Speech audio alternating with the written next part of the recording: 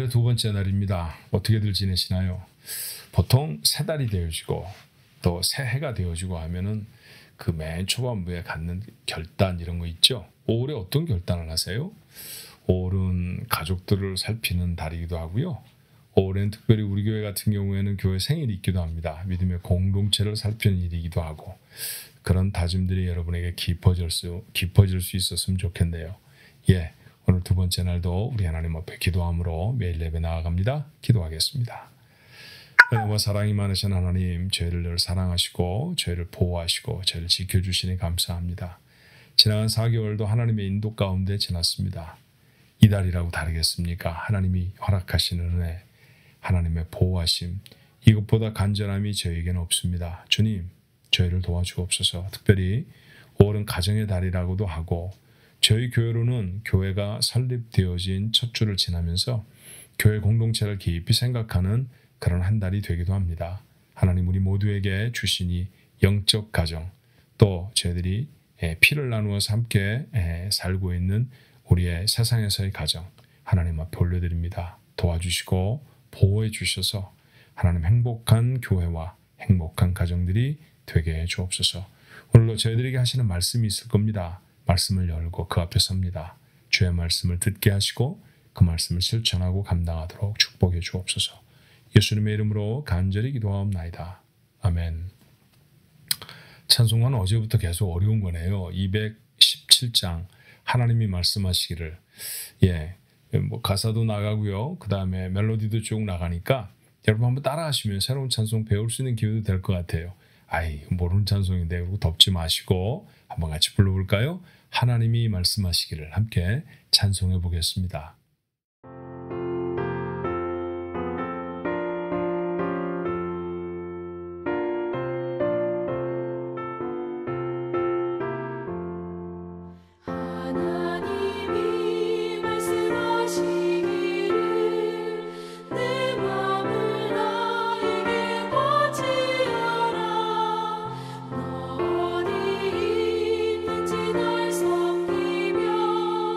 기쁘게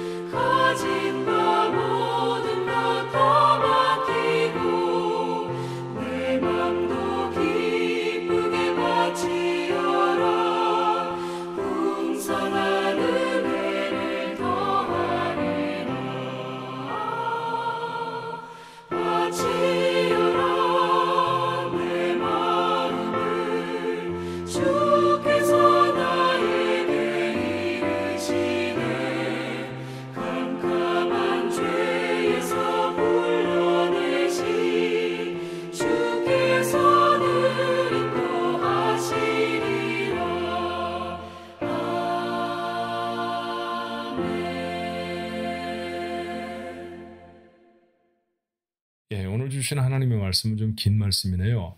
민수기 18장 1절부터 20절까지의 말씀이에요. 좀 긴 말씀인데 차근차근 한번 읽어보도록 하십시다. 1절부터 20절까지 한 목소리로 읽습니다. 여호와께서 아론에게 이르시되 너와 내 아들들과 내 조상의 가문은 성소에 대한 죄를 함께 담당할 것이요 너와 내 아들들은 너희의 제사장 직분에 대한 죄를 함께 담당할 것이니라. 너는 내 형제 레위 지파 곧 내 조상의 지파를 데려다가 너와 함께 있게 하여 너와 내 아들들이 증거의 장막 앞에 있을 때 그들이 너를 돕게 하라. 레위인은 내 직무와 장막의 모든 직무를 지키려니와 성소의 기구와 제단에는 가까이 하지 못하리니 두렵건대 그들과 너희가 죽을까 하노라. 레위인은 너와 합동하여 장막의 모든 일과 회막의 직무를 다할 것이요 다른 사람은 너희에게 가까이 하지 못할 것이니라. 이와 같이 너희는 성소의 직무와 제단의 직무를 다하라. 그리하면 여호와의 진노가 다시는 이스라엘 자손에게 미치지 아니하리라. 보라, 내가 이스라엘 자손 중에서 너희의 형제 레위인을 택하여 내게 돌리고 너희에게 선물로 주어 회막의 일을 하게 하였나니 너와 내 아들들은 제단과 휘장 안의 모든 일에 대하여 제사장의 직분을 지켜 섬기라. 내가 제사장의 직분을 너희에게 선물로 주었은즉 거기 가까이 하는 외인은 죽임을 당할지니라.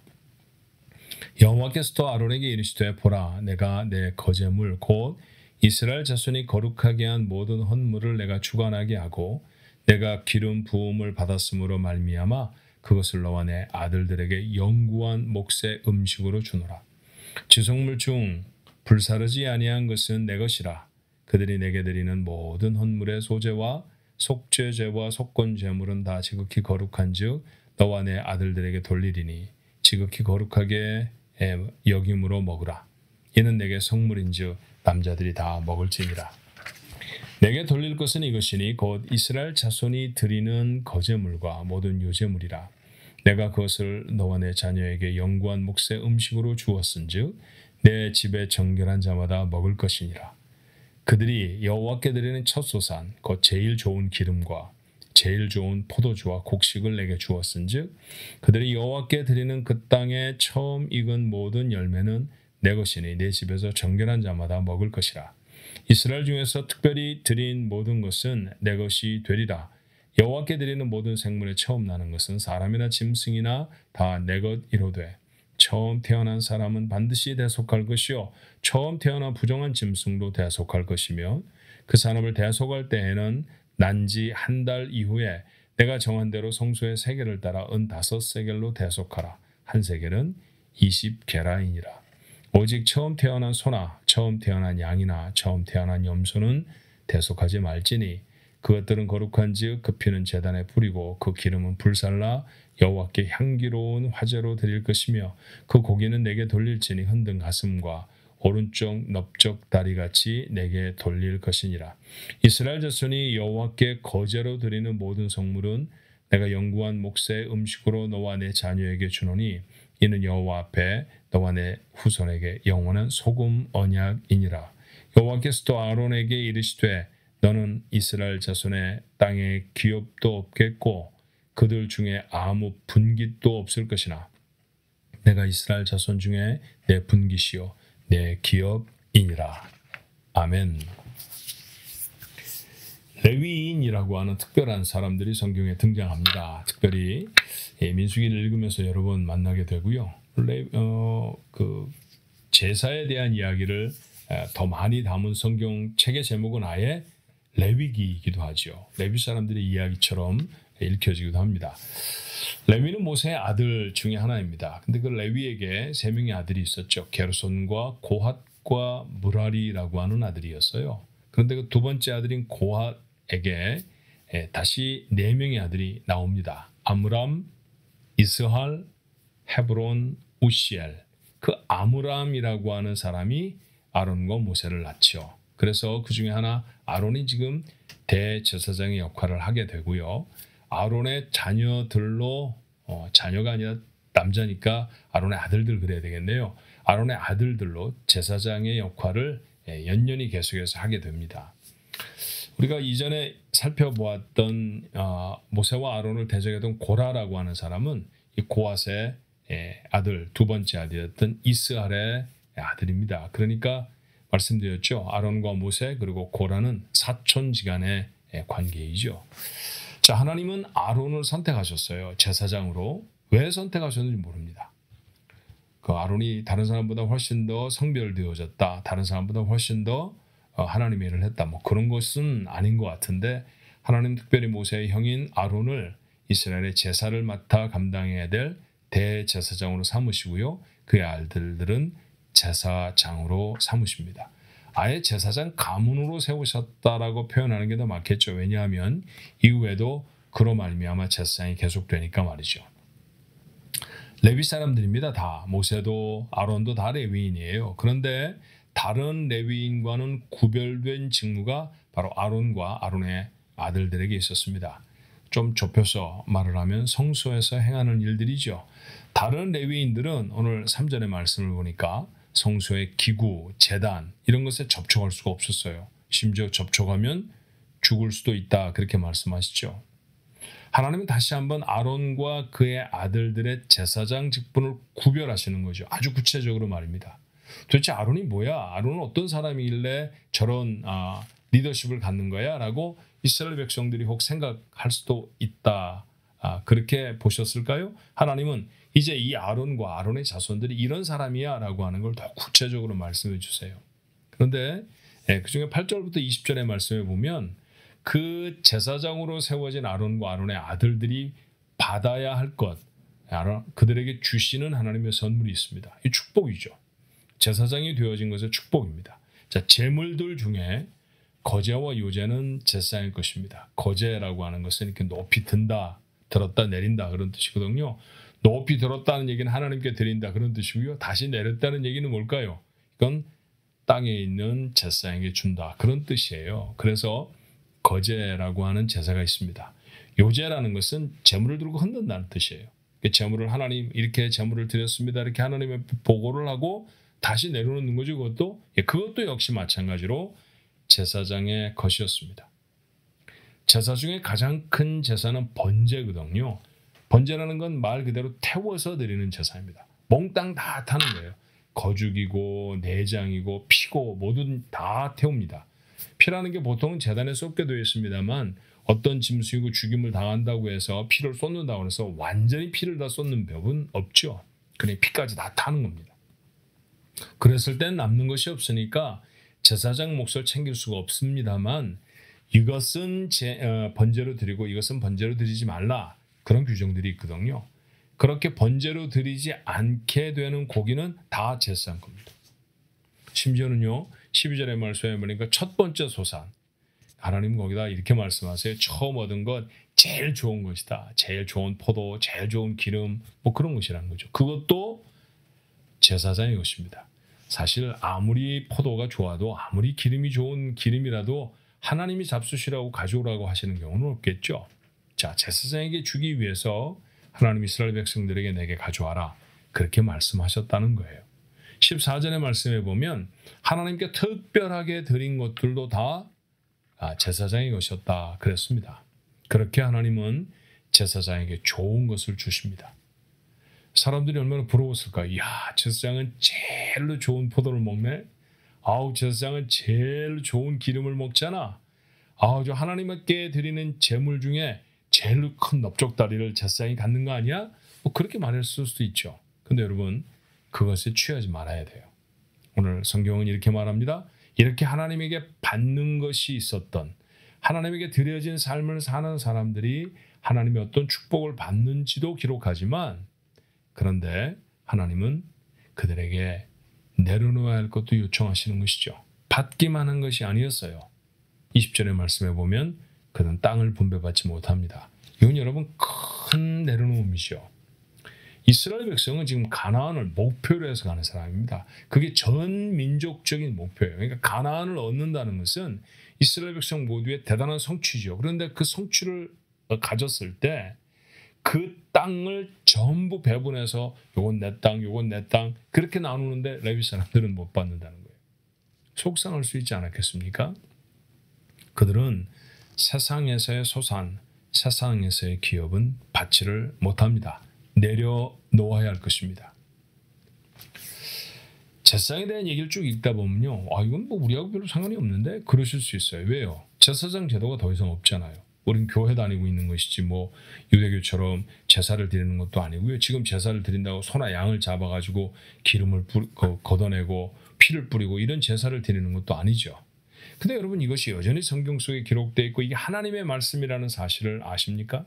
그렇다고 하면 이 제도를 지켜라라는 것이 아니라 이 제도에 담겨져 있는 하나님의 메시지를 읽을 수 있어야 돼요.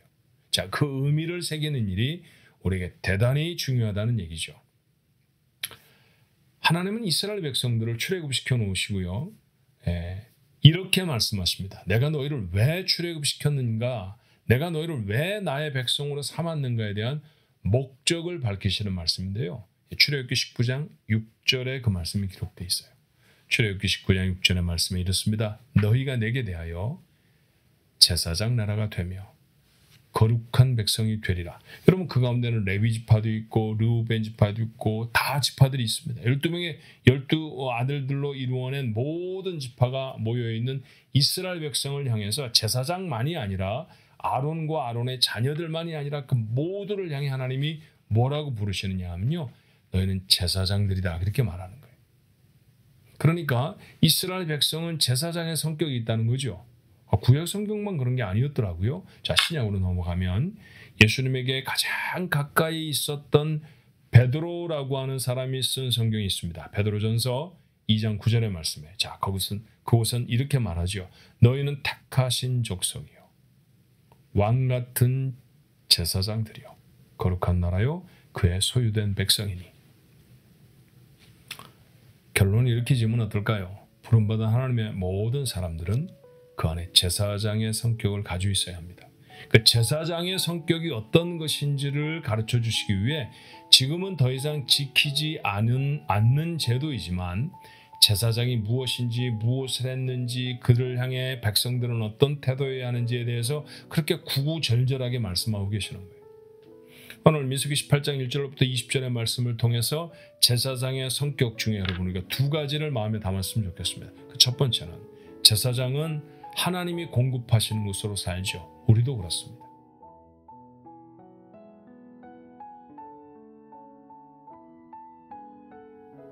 구원받은 하나님의 사람들은 하나님이 주시는 것으로 삽니다. 그리고 그것은 절대로 부족하지 않아요. 하나님은 늘 넉넉하게 우리의 삶에 필요한 것들을 다 공급하십니다. 왜요? 우리가 하나님의 일꾼으로 세상을 살아가야 하기 때문입니다. 두 번째, 우리가 제사장의 성격을 깨닫기 위해 본문의 말씀에서 마음에 담아야 할 이야기가 있다고 하면 우리는 세상 것에 소유를 두지 않는 것이죠.